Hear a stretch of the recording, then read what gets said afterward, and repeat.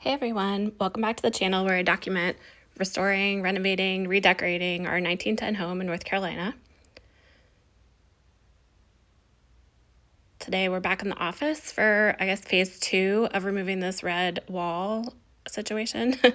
So where we left off was we had patched a whole bunch of cracks and holes and just uneven paint. So next up is going to be sanding.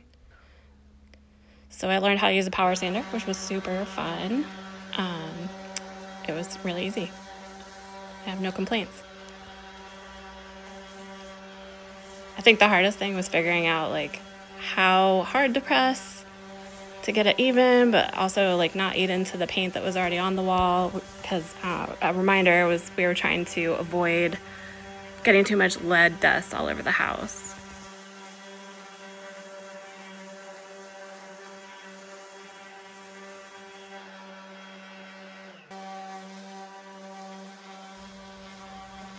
When I first started working on this wall, I definitely wasn't pressing the sander down hard enough. It actually could be pressed down a lot more than I realized at first to get it super flush with the original wall surface. So I ended up having to go back over this a couple times once I got the hang of it.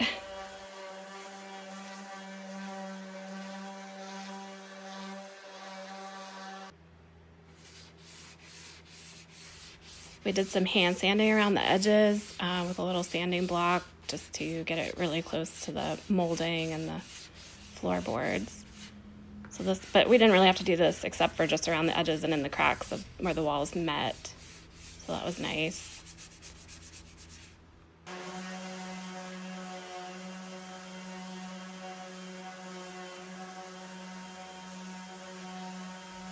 I'm really partial to this angle where you can see the amount of cobwebs on the light fixture. This sanding situation really turned up some messy spots in the corners.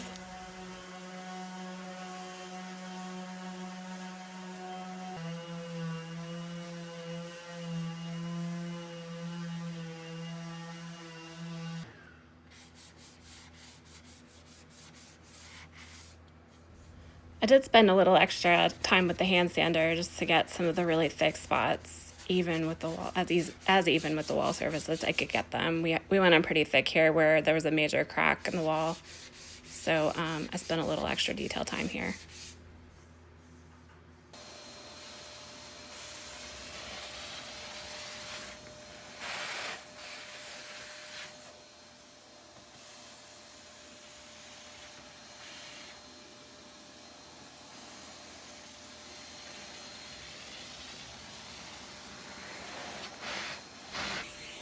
Just throwing a little gratuitous vacuum line shot for those of you who are into that kind of thing.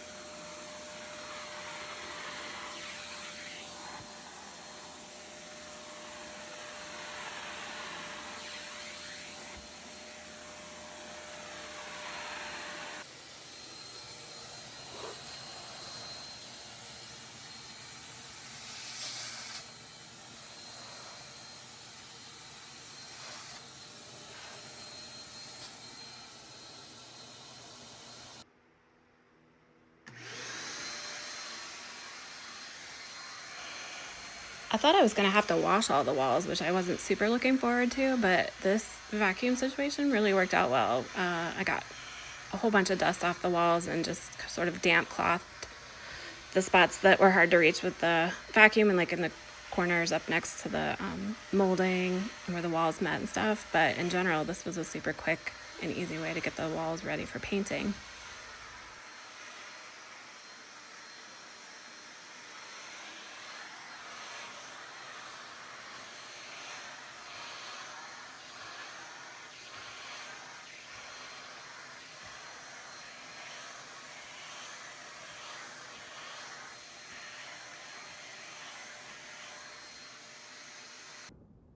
I did a decent amount of research on how to cover walls that had multiple things stuck to the surface, and oil-based primer seemed to be the the best option for us.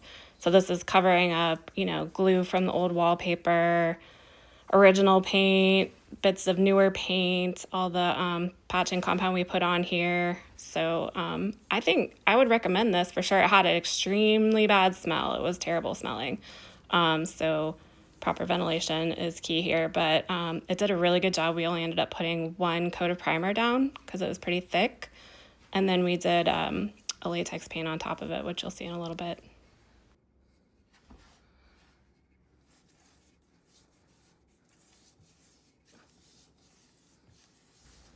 This little bit of red paint that's left was actually, it's behind the radiator, so I didn't spend too much time scraping that. There was no wallpaper back there, so it didn't pick off as nicely as the rest of the walls did. So we just left that there, and we're going to paint over it.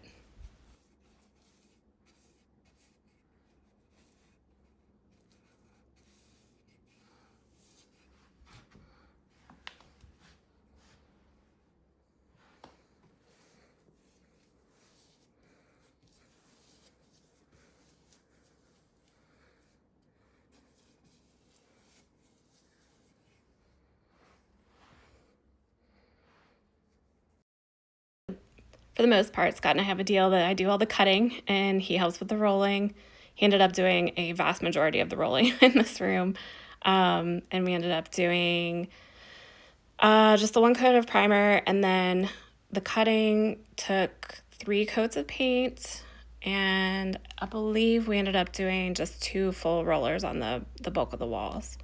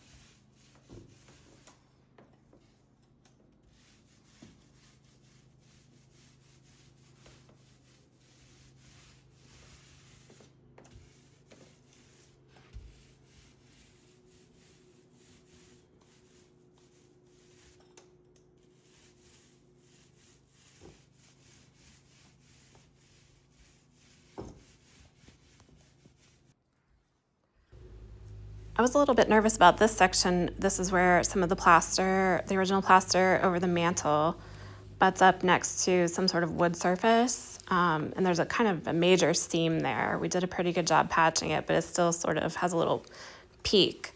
But overall, actually, I'm pretty pleased with the way it came out.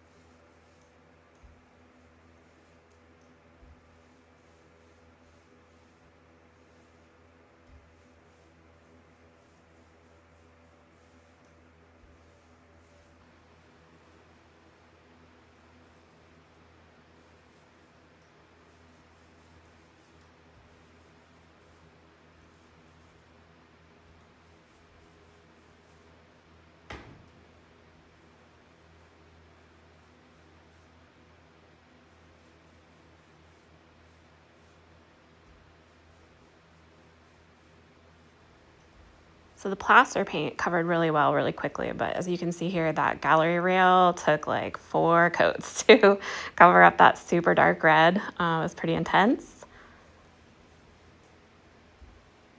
But Scott hit it a little bit here with the roller, and then I did a bunch of coats with a paintbrush.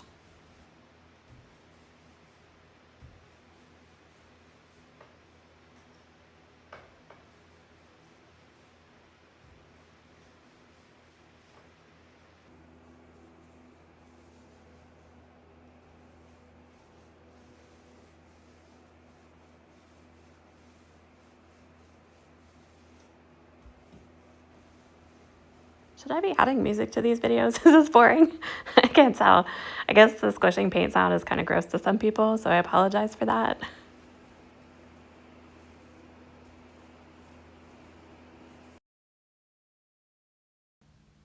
So this is a view after the initial primer. You can still see some of the patchwork through the primer, but overall it coated pretty well. I've been pleased with the oil-based primer. It took about maybe like 12 hours to fully dry. We left the window open, but it was super humid, so we ended up having to close that.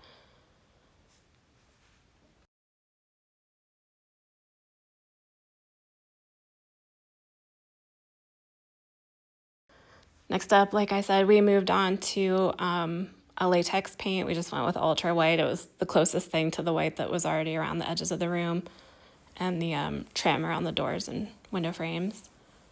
The internet said it was okay to use a latex paint over the oil-based primer, and it did not lie. You can't really see any of, not even you can't really see, you actually can't see any of the old glue or anything, little bits of stuff from the old wallpaper. So that's been really nice. No weird coloring issues in the paints mixing. So I would say this was a success for us for sure.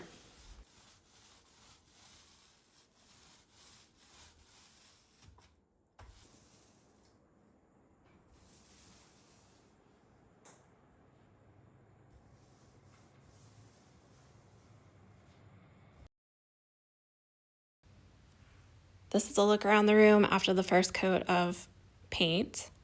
And over here, we hadn't done the first coat yet, so this is just trimmed out on this wall.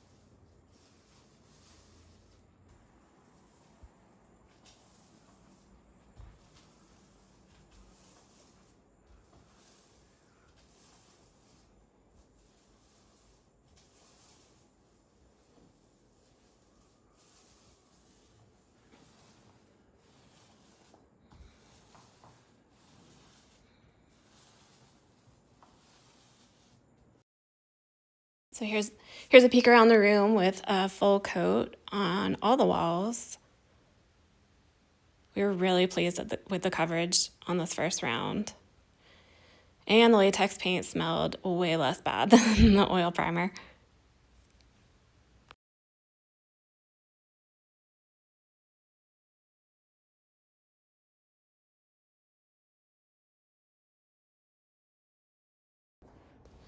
Just wanted to show a little comparison of the one of the walls right after we had finished spackling it. And then this was after sanding and primer and a coat of paint. And while you can still see the patches underneath the paint, they were super smooth, no bumps, no lumps. Very pleased.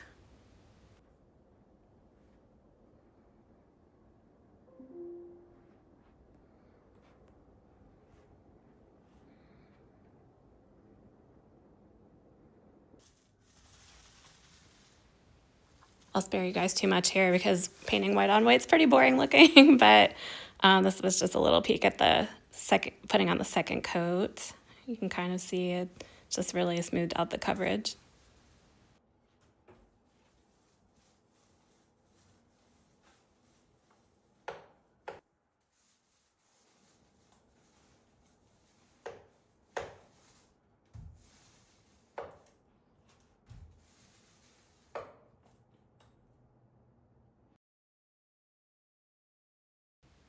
And that was it. We had a couple of little tiny spots where we had some drips we had to go back and touch up.